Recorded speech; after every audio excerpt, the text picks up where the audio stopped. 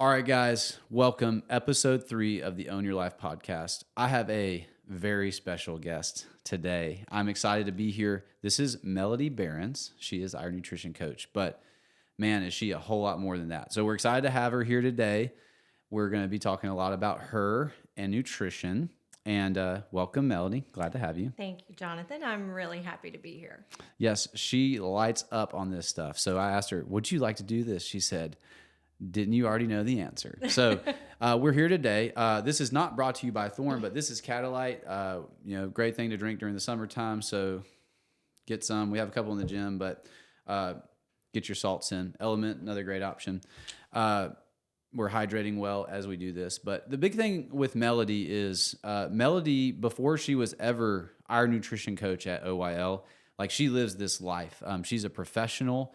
She's a functional nutrition therapy practitioner. Did I get that right? Yes, it's a mouthful. Yes. So she is a lot more than just someone who can help you with your food. So like we're going to dive into that, talk a little bit about how she got to where she is. And it's just really cool because I think when I talk about Melody, people are obviously impressed, but I still don't think most people understand how much she actually knows and how much of a professional that she actually is. So let's start with this, Melody, because Melody did a nice 35-minute talk at our live event that we did.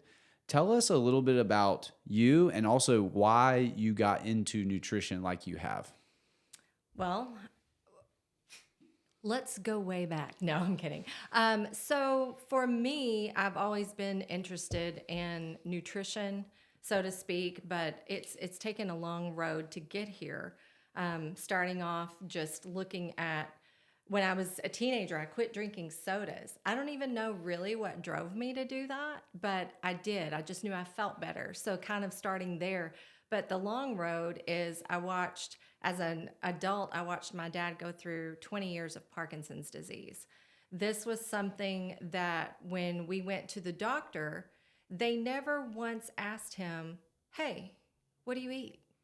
It was always like, let's test your muscles. Let's see where you're at. Let's give you new medication. Never any prescription or recommendation for diet. And I took note of that.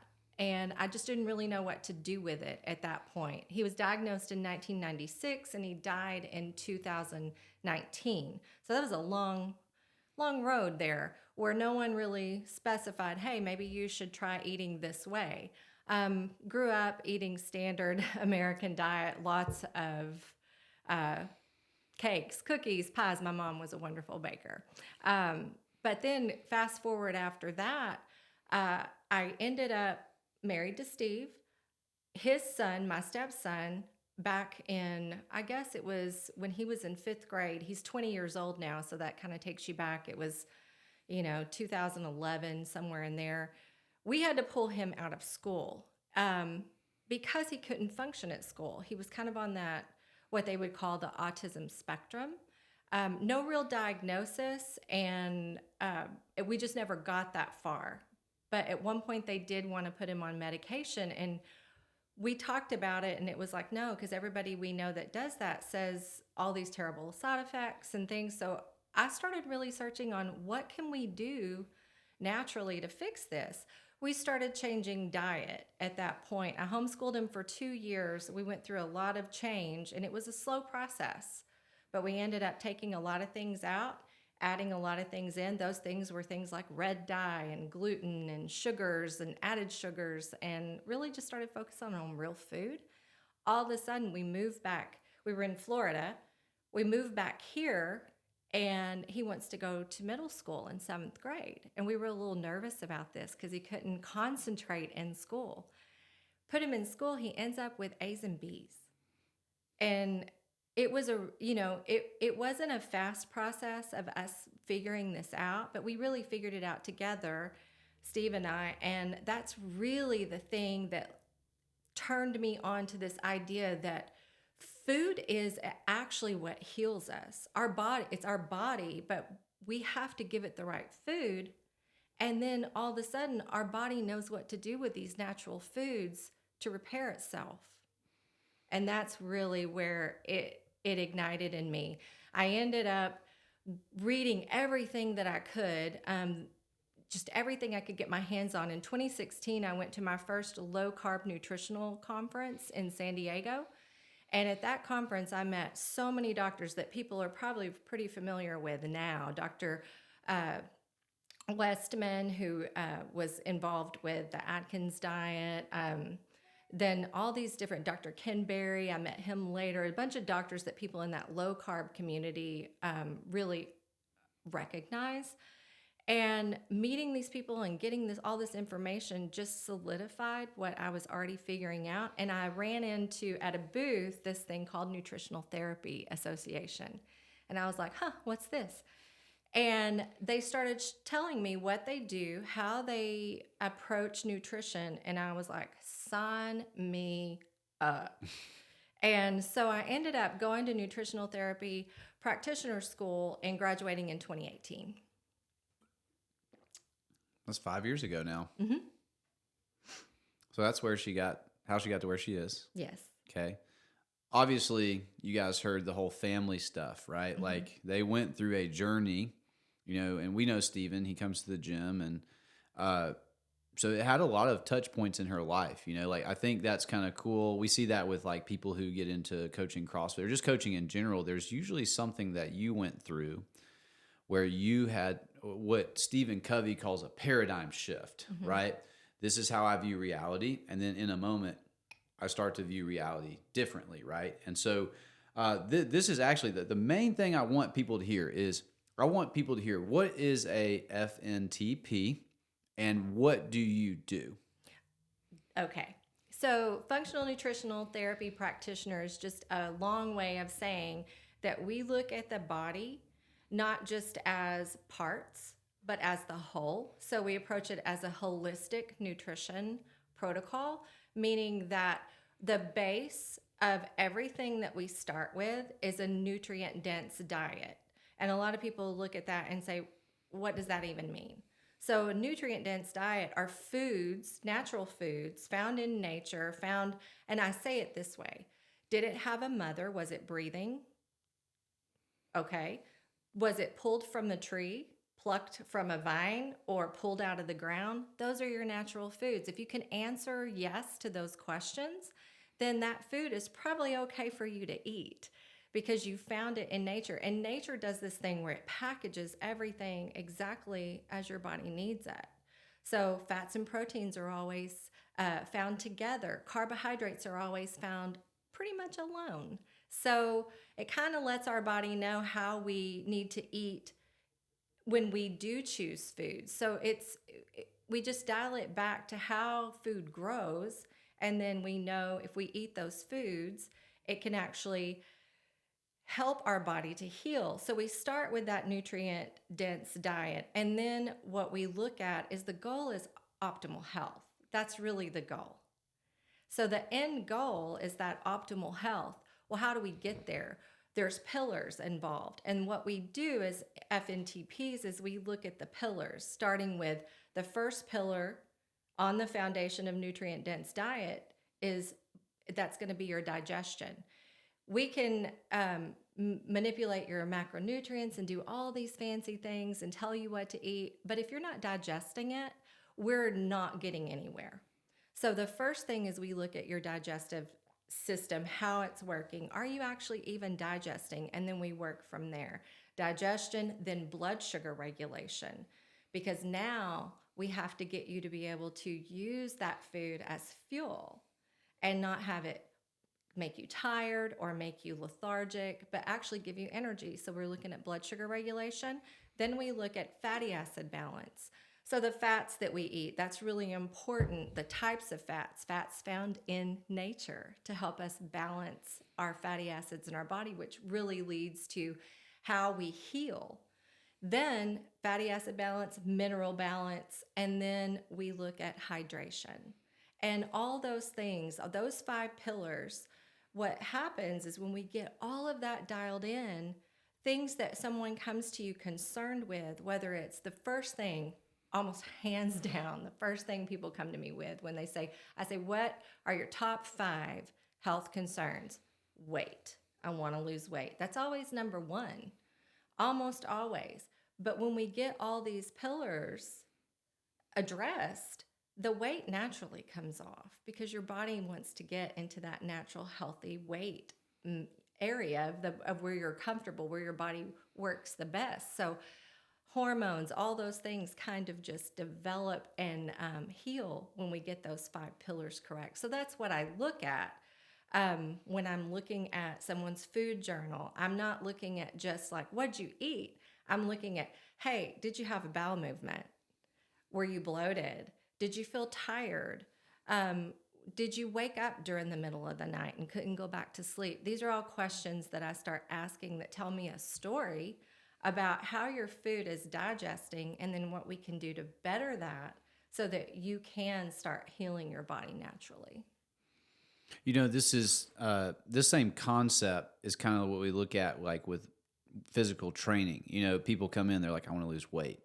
But when we dial it back, we see that functionally there's like some habitual problems. And then if you really go below that, there's usually environmental problems, right? Is like, well, you know, if someone has a garage gym, the reason why they normally don't use it is because that environment is not really conducive to them working out, right? Mm-hmm. And so, but all of a sudden you put them in an environment where like working out's the norm and you have a coach and you don't have to worry about what to do or how to do it. All of a sudden it's a whole lot easier, right?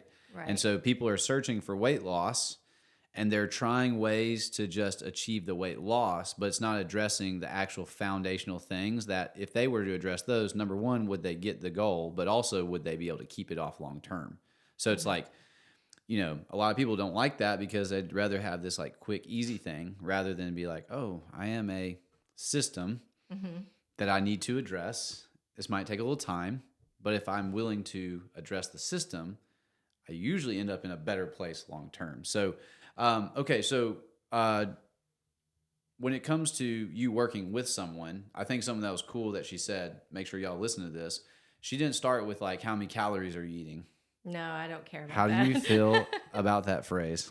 So calories are a thing that it's really all we have to use for measurement. And it's not that people shouldn't ever count their calories. I think it helps people understand how much food it takes to make them feel either satiated or they can kind of see if they're mindlessly eating rather than intentionally eating. So it's helpful in that sense, but as a whole for looking towards getting your weight in balance, it's just not a great tool because it's never going to be accurate. And the way that it actually came about, it doesn't make sense for the body. Your body doesn't know what a calorie it is. It doesn't know calories. It knows nutrients. So that's what your body's crying out for, are nutrients. So that's what I focus on rather than, hey, are you eating 1,500 or 1,800 or 2,000 calories a day? I'm like, hey, are you eating nutrient-dense food? Because the amazing thing about nutrient-dense food is if you eat it if you eat nutrient-dense food, your body finds the balance for you. You don't end up snacking and mindlessly eating because you get correct hunger signals and you get correct satiation signals that tell you, hey, you're full, you've had enough. That starts working correctly with real food. So you don't even really need the calorie idea.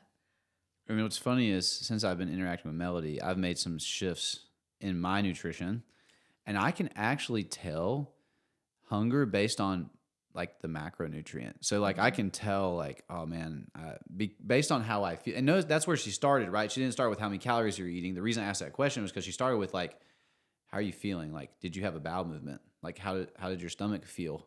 Did you wake up in the middle of the night? That's one that a lot of people do and they don't realize maybe why they do it. Right. You know, like, and it's related to these pillars of nutritional health, but like ultimately that's the health of you, like your literal your body, everything that's in your body.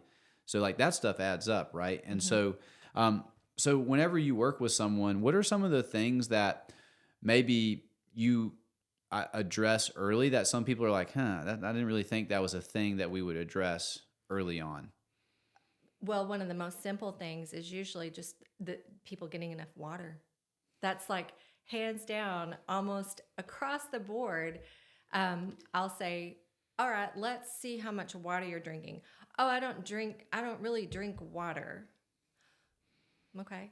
Well, that's probably going to be an issue because with being hydrated and having electrolytes and things like that in balance, now your cells can actually communicate with each other. And a lot of times, one of the biggest problems is that people not being hydrated and having the proper balance of electrolytes, their cells can't even communicate properly. It's like your cells are talking gibberish in there. They can't even talk to each other. So you're not even getting good muscle connection. You're tired. Most people feel a little bit of brain fog, things like that, because they just aren't hydrated. So simply starting with, okay, let's start the day with having some water and maybe a little bit of salt or some electrolytes. And all of a sudden, people are like, I'm not getting Charlie horses in my legs anymore. Hey, my headaches are going away. I feel so much more alert. That's usually one of the most simple things that I start with someone. And it's been, I would say 90% of the people that I've worked with, that's the first thing that I have to address. Because water is so important. We die in 3 days without it, basically. So, it's kind of an important thing. And it's amazing how many people just don't even think to drink any water. Shameless plug. We're drinking Element Right. and Catalyte right now. It is important though. It's so crucial to your health because your tissues, everything needs that hydration. But again, when she's talking about this, it's not just like going out and drinking electrolyte supplements. It's not going to solve all your problems. What she's saying though is, if that's not present, the system can't operate optimally, right? And so when she talks about building optimal health, like that's what she's addressing. A lot of people look for what's this one thing, But what she does, and the reason, and I've listened to this, and I've talked to people she's worked with, and they've reported this to me. It's like, oh, I'm building a base with this system and building a base with this system. So when we talk about proper hydration, we talk about digestion, we talk about when we talk about those things, like a lot of people think, oh, when you start nutrition, you got to do a million things, right? Right. They think, oh, I got to do all this and that. And actually, when we at the gym are like I'm talking to a new person and they're like, I don't know, man, it sounds like a lot of commitment to do this nutrition coaching thing. People do get overwhelmed by that, right? But like, can you tell me a little bit about how, like, when you start working with someone, like, what are some of the like objectives you have or like the way that you look at them actually changing? So how I look at them changing, like implementing the first task that I want them to like how do. How do you look at this person, kind of what they got going on, and how you start to implement the first things that you want them to change, and then walk them along in that process? So it's kind of like when we're coaching and we see movement that is a little bit, like we need to change that. We triage it. What's the most important thing? And that's how I look. So what I typically do with someone, they're going to give me at least 3 to 5 days of a food journal. I'm going to see what they're already doing. And I'm going to go and I have them take this questionnaire called the Nutritional, it's the NAC for short, Nutritional Assessment Questionnaire. You've taken it. It's like 300 questions.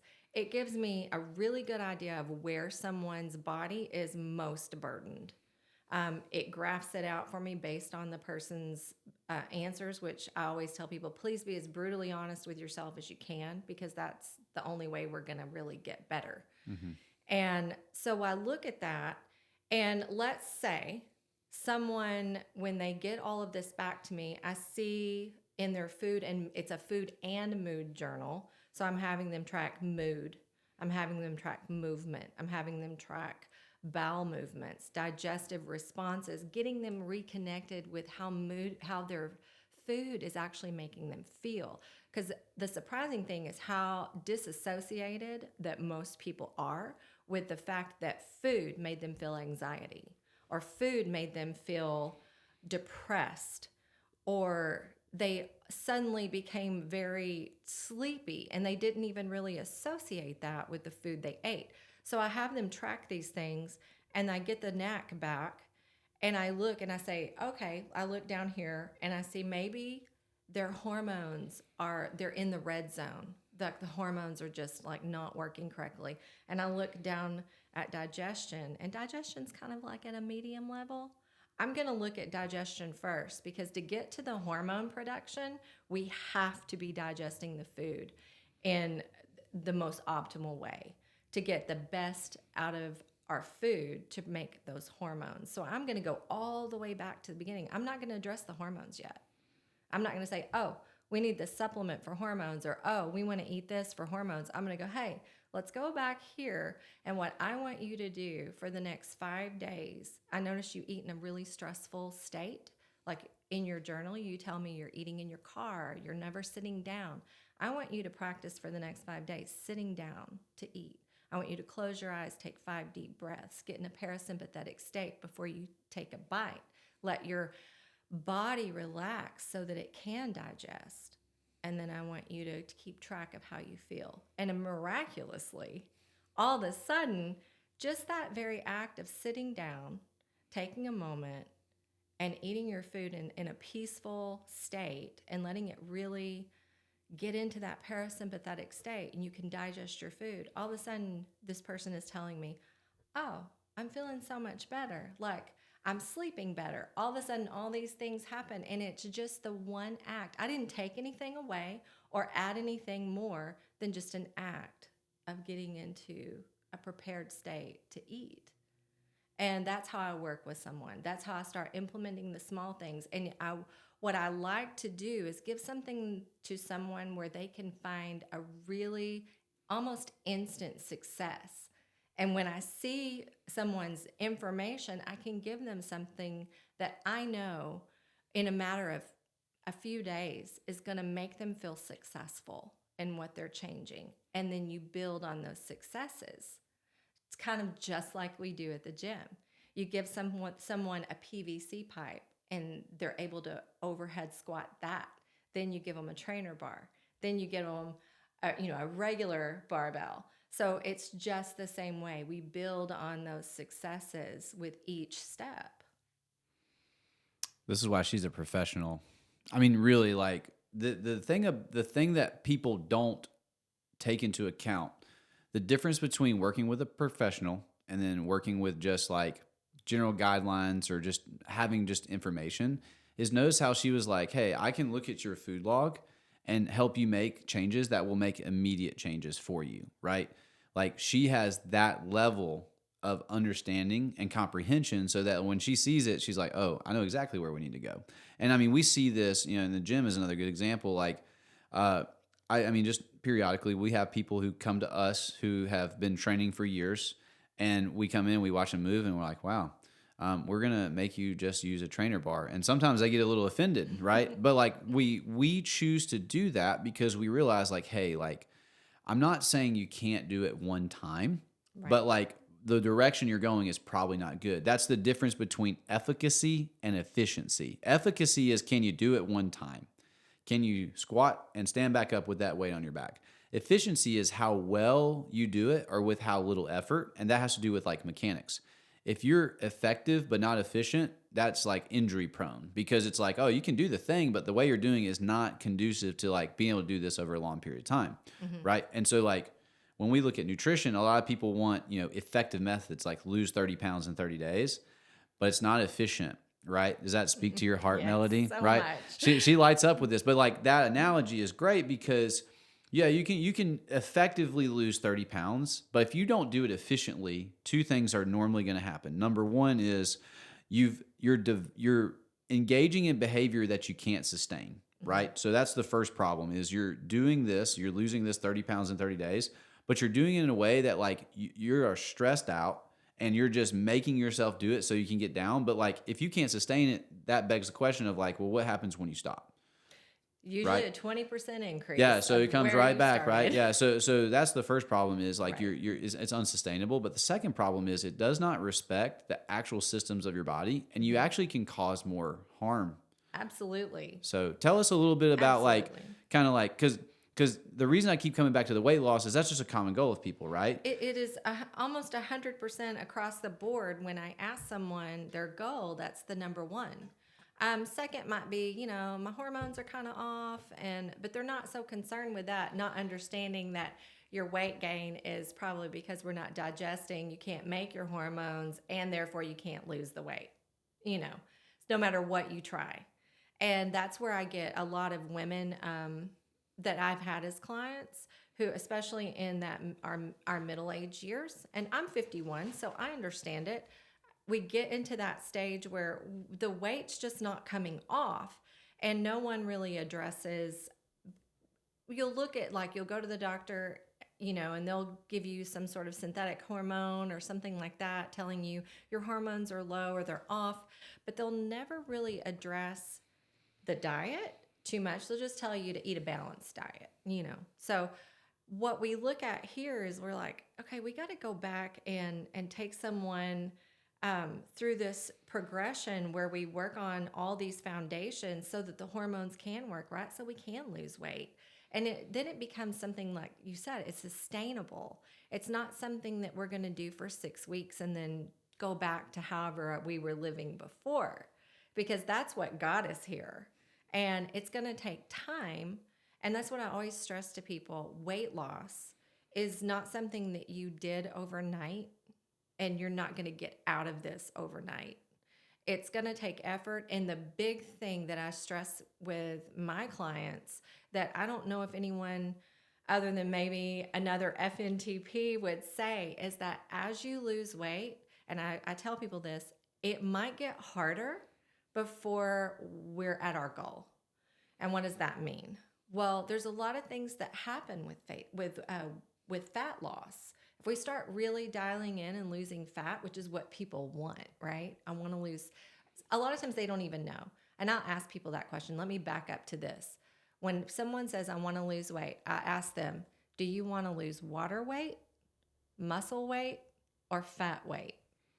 And what do you think their answer always is? Body fat. Body fat. I want to lose body fat. But that's the thing. People don't know how to lose body fat because the low-calorie restrictive diet really doesn't help you lose body fat. It helps you lose water and muscle, mostly, the way it's designed. Our goal is to have people lose body fat. And when that happens, there's something really interesting about burning body fat that we don't talk about very much. But fat in our body holds on to toxins. So it's our body is so cool. It has all these ways to just protect us from ourselves.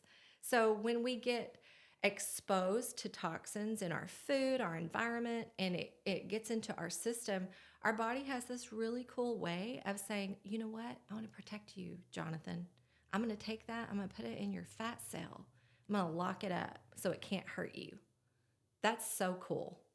I mean, we're designed so amazingly. But when we burn our fat, all of a sudden, some of these toxins get released and they're out in our system. And this is where I work with someone losing fat, because you're going to have to go through some detox. And we don't talk about that enough. When you burn fat, you're going to have to detox. And that means while you're losing that fat, and you're burning that fat, you're releasing those toxins, we have to make sure that the liver is working really well. We have to make sure that our detox pathways are working really well. That's what's so good about body movement, especially right now in Texas in the summer. You're going to sweat. You're going to get rid of a lot of those toxins through that way. And that's why I ask people, did you have a bowel movement today? Because if you're losing fat and you're not having a bowel movement, guess what we're doing? We're recirculating some of these released toxins, and you're not going to feel so awesome. You might feel really good while you first start losing body fat or start losing weight, and then all of a sudden you hit a wall.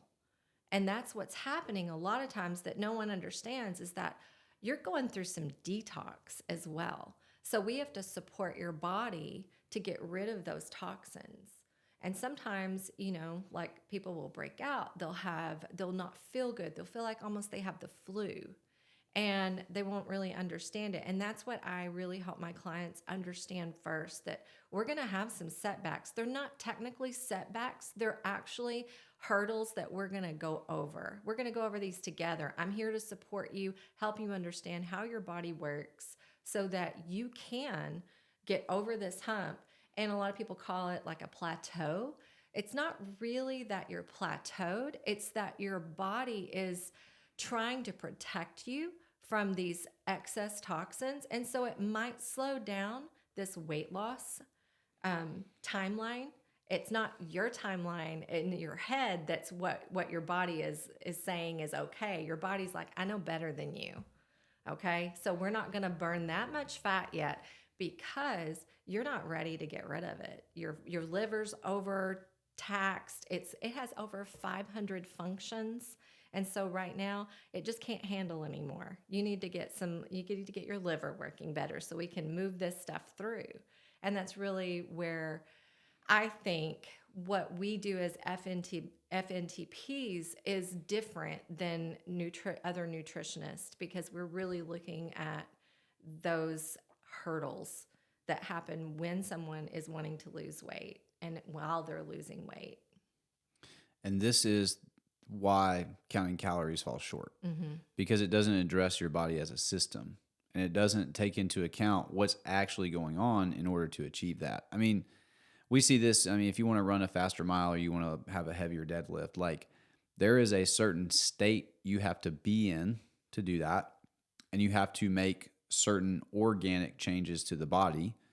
And it's not linear. So it doesn't just mean if I just lift more weight every single day, my deadlift's going to get heavier. There is an awareness of the body, how it responds, and the inputs that you utilize to make those changes. So like, how do you vary the loads that you're deadlifting, or the speeds that you're running, or the amount of running or lifting that you're doing? When you address that, though, like you put yourself in actual better chance, because you're actually building the system upon which a faster mile or faster deadlift is the result. So you're not just chasing the result. You're actually like, okay, I know that's kind of where I want to go, but I'm actually thinking more about the system that lies between me and the result, right? Right. And so, and I think what's freeing about this is then you start to be like, well, I don't care as much about my body weight anymore. You know, like that's we see that shift all the time. One of the most powerful things that happens in our gym is I have a woman come in for an intro, tell me about her wanting to lose weight. And I'm like, cool, I'm about it, because at the end of the day, they want to do it. But most people, when they want to lose weight, there's some health stuff going on, right? And additional, too much stored body fat is an indicator of bad behaviors, right? That can lead to chronic disease. So like that's a reality. Insulin resistance, for instance. So, insulin, that's usually a key. If somebody's storing a lot of body fat, then we probably are looking at, okay, digestion always, but we're looking at blood sugar regulation. Like we've got a blood sugar dysregulation. We've probably got some dysglycemia going on, and maybe even insulin resistance or metabolic syndrome. So or maybe we're even type 2 diabetic by now. So that's the thing we have to address. And so when someone comes in the gym, they're like, hey, I just want to lose weight. Our point of view is like, okay. And then we just take the next step, right? Because we realize like sometimes we'll let people do what they, chase what they want to chase. But we know that over time we get to coach them, right? We give ourselves permission to coach our people long term. So a woman comes in, she's like, I want to lose my body weight. Really lose this much body fat, or this much weight usually. They don't even say body fat. Yeah. Gain a little muscle, But they start training. And then they start making these shifts in their nutrition, and then they start sleeping better, and then they start feeling better. And then all of a sudden they're like, yeah, like my clothes don't fit, and they're all this stuff, and they're moving the right direction. And then all of a sudden they're like, you know what? I could care less about how much I weigh on a scale.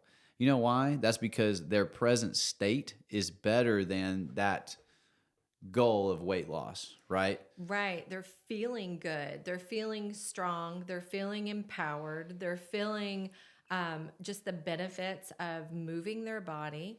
And then just the simple things that sometimes they get out of class and they start implementing.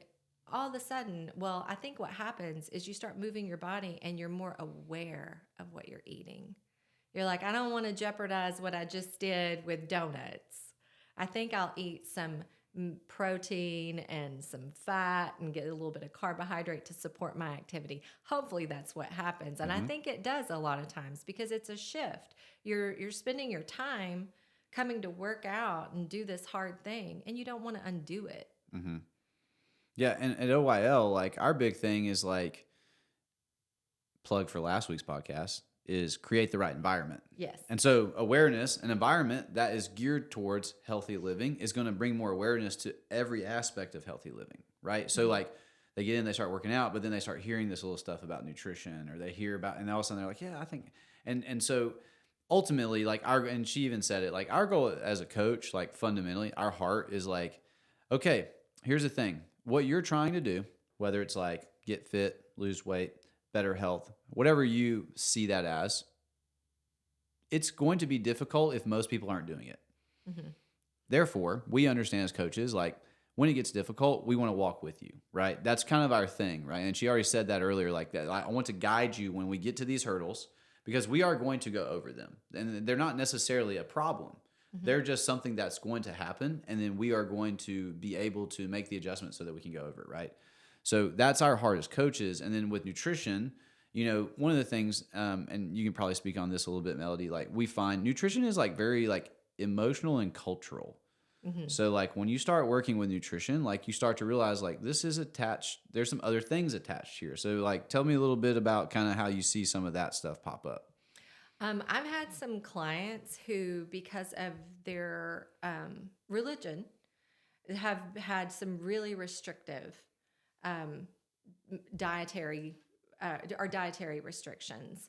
And so when you approach that, there's always a way that there's natural food in every category, right? There's proteins, there's fats, there's carbohydrates. There's a way around it in every situation. But culture, you know, you have some cultures, they're going to eat more carbohydrates. They're going to have, you know, maybe, well, let me just take people who have Hispanic upbringing. A lot of times their moms make tortillas, and I've had clients like this. My mom makes me eat her tortillas. And I'm like, look, maybe we can still do that because we don't want to ever discount the fact that culture, family, and traditions are really important, but they can be a part of your life. We're not throwing everything out.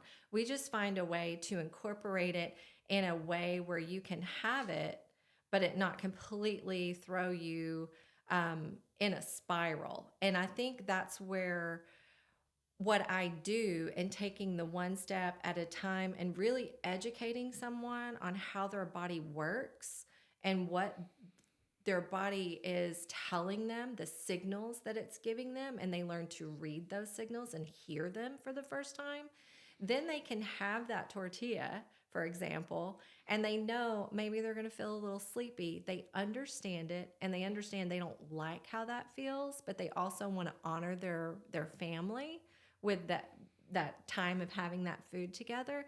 And then they just go on, and the next meal is their choice, what their normal lifestyle is. So I try not to have someone throw everything out because I don't think that's realistic.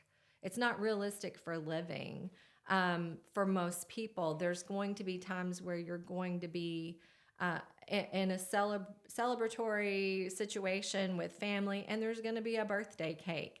Am I going to tell you to never have a birthday cake with your family? No, but I'm going to educate you about how it's going to make you feel so that you're prepared. Because the biggest thing is the lack of education or the lack of us understanding our body and missing those signals. Like we totally miss out. Like we said at the very beginning, most people are really disconnected with how food makes them feel. But all of a sudden, when you understand it, you're like, oh, I knew that was going to happen. And you feel like you have power over it versus it having power over you. So the big thing that I always tell my clients is we're going to separate how you feel about the food from how the food makes you feel. Once you understand how it makes you feel, you can break up emotionally with the food and you can have it. And because you've broken up with it emotionally and you understand that it's making you feel bloated or a little lethargic or sleepy, Now you understand that if you have it, that's going to happen, but you can move on. Guys, that was gold. I think it's time for some of us to have a breakup. Yeah. Dude, that was like the best ever description I've heard of emotional disassociation with food. Well, I was a baker, like in my previous life, my previous career, my many lives. I've had many lives, all in one life. So I was a manager of a cupcake place in Florida, and I started my morning every morning at 5 a.m. making buttercream frosting, making cupcakes. It was such a fun job, but I had to taste all this stuff. I was doing this on an empty stomach and black coffee. Let me tell you, I started getting blurred vision, brain fog. I would walk from one side of the kitchen, that commercial kitchen, to the next, and I would literally forget why I was there.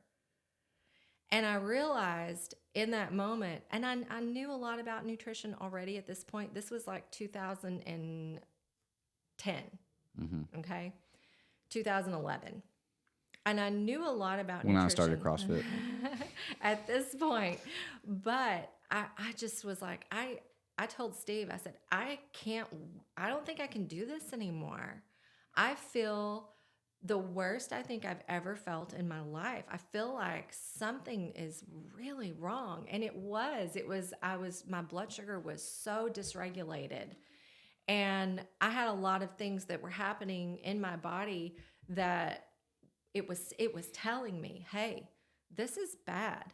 And when I say taste, I'm like having to quality control all these different frostings and batters and everything. And I was just like, all of a sudden I would be like, I felt like my eyes were crossing and I couldn't focus. And I realized, this is really bad. And this is all just because of sugar.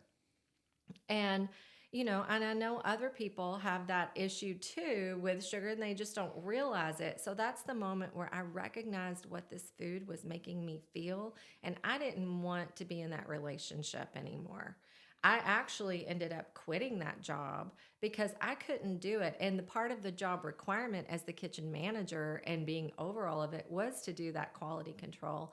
And I had to leave that job because I just could not do it anymore for my own health's sake. And that was a real breakup, that was definitely breaking up. But I felt so much better getting out of that. And I started my day with protein and fat after that, and, a little bit of carbohydrate to support my activity. And after that, I just started feeling great. But it doesn't take very long. And I think that's the real thing I want to throw out there, is that when someone has really dysregulated blood sugar and they feel all those things like brain fog and shakiness between meals and all this different kind of like blurred vision, that's really getting deep into the, like, your body's really giving you a signal. It doesn't take very long to correct these things. Like, we know now that people who are insulin resistant, meaning that if you don't know what insulin resistance is, it's like your body's had so much sugar in it. Now the insulin hormone that's telling your body to take up that glucose into the cells is like, there's so much in your body and your cells are so full, they refuse the insulin. They're like, get out of here, no more, we can't take any more. So now your blood sugar just remains high all the time. And that is a very dangerous place to be. And what we know is that millions of people are in this position, and they sometimes don't even know because they haven't been diagnosed. And within 18 months, the studies, the science, the people who have done it know that you can totally reverse this within 18 months. You can regulate your blood sugar within 24 hours by just changing your food. 24 hours. Writing that one down. Yeah. So we're kind of running up against a deadline of the time we have to record today. We will do a second episode, which I'm going to tease here in a second because I know the things I'm going to say Melody's going to want to talk about. But, this episode's been a lot about like Melody and how she coaches and why she approaches it. Just in closing, before we talk about what we'll most likely talk about next time. You know, like what is when you look at nutrition, like the word nutrition, like what's like the one thing you're like, if someone doesn't hear anything else that you say at all, what do you want them to know about when they say, okay, I need to do something? Like they're aware now. They're like, I need to do something about my nutrition. What would you tell them? Okay, nutrition. I just want you to break it down to the word nutrient. That's it. I want you to look at your food as nutrients, not calories, not even macronutrients, but as nutrients. What's in this food? And what I want people to do is look at the food and say, what can you do for me? What can you do for me? What can you help my body reconcile? What can you help my body heal? And one thing that I will say is we live in the world of CrossFit, and this type of nutrition that we're talking about today is very different than sports nutrition. Sports nutrition is a totally different animal. It's concerned about performance. There are times for that. It's not always as clean as what we're talking about. What we're talking about here today is health nutrition. So optimal health nutrition. So optimal health nutrients. And that's what I want you to look at your food and see. I want you to look at that egg yolk and go, what vitamins and minerals do you have for me today? I want you to look at your meat and go, what are you providing me with? How are you going to grow my muscles? How are you going to produce my hormones? How are you going to help me repair? Look at your fats and say, how are you going to help me fight inflammation today? How are you going to help my brain function better? How are you going to help me be satiated longer and not have cravings for sugar? Those are the kind of questions I like to have people ask their food. So in the words of the president of nutrition at CrossFit OYL, don't ask, what can I do for this food? But instead ask, what can this food do for me? 100%. What president was that said, don't ask what the country can do for you, but ask what you can do for country? Oh, is that John F. Kennedy or is it Reagan? I think it's one of those two. If not, someone fact check me and correct me in the comments. I should know this. Either way. So we're going to stop there. Okay. So we talked a lot about, she gave you the nugget at the end. What do you do? But we talked a lot about, Melody and her point of view. Next time, what I think, if you agree, we can talk about is, number one, we can talk about how the body turns over. So like the cells that you have today, they go through a changeover over time. And so the way that you put nutrients in your body affects that. So it takes time. But also talk about, she's going to love this.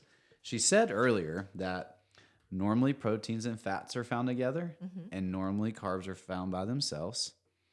So what about when they're not? And then what do those types of foods do?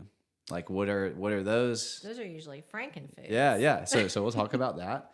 We'll talk about why you might eat those and how educational models of times past tell you what's healthy and it might not be healthy.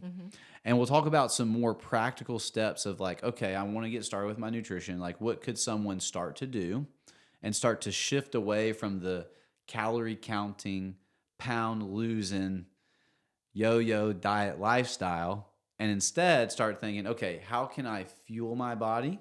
How can I make sure that what I'm doing is actually going to be sustainable and I'm optimizing for health? Does that sound good, Melody? Yes, that sounds great. All right, cool. So that's going to be the end of this. I think what we should call this, the title of this one should be, It's Time for a Breakup. It's time for a breakup. So thanks, Melody. Appreciate it. Yeah. But we're gonna do part 2. Is that cool with you? That's cool. All right, love it. All right, guys. We'll be looking for part 2. Make sure you share this one out. People need to hear this. All right. We'll see you guys later.